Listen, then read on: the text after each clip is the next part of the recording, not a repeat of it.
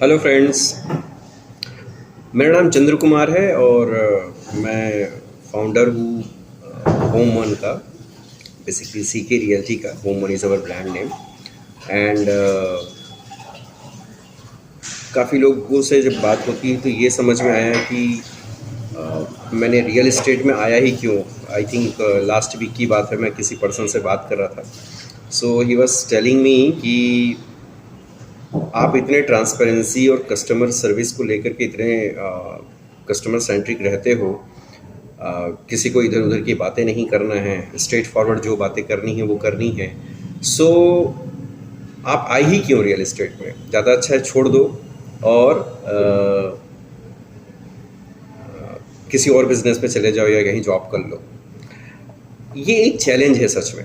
अगर आप real estate में हैं और जो लोग रियल इस्टेट के बिज़नेस में काफ़ी टाइम से हैं, इन लोगों को मैंने ऑब्ज़र्व करने की कोशिश करी है काफ़ी टाइम से। मैं पर्टिकुलरली किसी का नाम नहीं लूँगा बिकॉज बहुत सारे लोग ऐसे हैं जो मुझे मिले हैं, उनमें से बहुत अच्छे लोग हैं। काफ़ी क्लियर कट बात करते हैं, कुछ भी होगा मतलब जो डील्स के जो प्रोसेस होते हैं कस्टमर के साथ हो या अपनी जो अपने कोलीग जो एजेंट्स हैं, जैसे बहुत सारे हमारे नेटवर्क में होते हैं उनके साथ में, तो बहुत साफ़ सुथरी बातें होती हैं। बट काफ़ी लोग ऐसे हैं जो सीधे सीधे घुमाना फिराना बातें करना इस तरह की चीज़ें होती हैं। फिर मैंने और गहराई में जब जाने की कोशिश करी तो ये है कि इसमें एजेंट्स की गलती तो है, मैं ये नहीं कहूँगा नहीं है, बट इससे ज़्यादा गलती जो है वो डेवलपर्स की है। जो बनाते हैं उनको टाइम पे डिलीवर करना होता है, जो वो प्रॉमिस करते हैं वही प्रॉमिस जो है वो एजेंट्स जो होते हैं वो कैटर करते हैं अपने क्लाइंट्स के लिए। अब होता क्या है ये सिचुएशन कि जब डेवलपर उसको फुलफ़िल नहीं कर पाता है तो उस कंडीशन में फंसता जो है वो एजेंट है।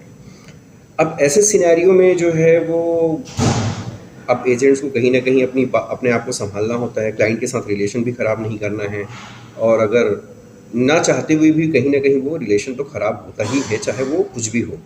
अब इस कंडीशन पे लोग ये सोचते हैं कि इसको कैसे भी करके घुमाओ फिराओ।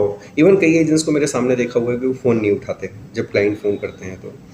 एंड इन दिस केस हम अपने आप को ये बोल सकते हैं कि हमारे यहाँ पे चाहे जो भी सिनेरियो हो, अच्छा हो या बुरा हो, फेस ज़रूर करेंगे क्लाइंट को, चाहे वो कुछ भी हो जाए। चाहे अगर कोई सिनेरियो होगा जिसमें कस्टमर को सपोर्ट की ज़रूरत होगी तो वी आर देयर। अभी कुछ टाइम पहले हमारे साथ में एक सिनेरियो था कि लोधा में एक क्लाइंट हमारा बुक हुआ था, उनको कैंसिल करना था। हम कैंसिलेशन में भी लास्ट तक उनके साथ थे जब तक उनका एक जो वाउचर जो है वो उनके हाथ में ना आ गया हो, और क्लाइंट के साथ हम आज भी बने हुए हैं। होता है कई बार इस तरह के सिनेरियो। ज़रूरी नहीं कि हर चीज़ को हम प्रॉफिट से देखें या कस्टमर के में बेनिफिट जो हमें मिलने वाला है कस्टमर से हम उसको देखें, पर सबसे ज़रूरी चीज़ होती है कि आप कितना अच्छा रिलेशन आप मेंटेन कर पाते हैं, और उसी के कारण आपका बिजनेस जो है वो धीरे से ग्रो हो पाएगा। स्टार्टिंग वाले पॉइंट में वापस आता हूँ मैं। तो जितना आप ट्रांसपेरेंट रहेंगे, साफ रहेंगे, आपका बिजनेस हो सकता है थोड़ा स्लो होगा, बट ग्रेजुअली आप इस्टेब्लिश बहुत अच्छे तरीके से हो जाते हैं।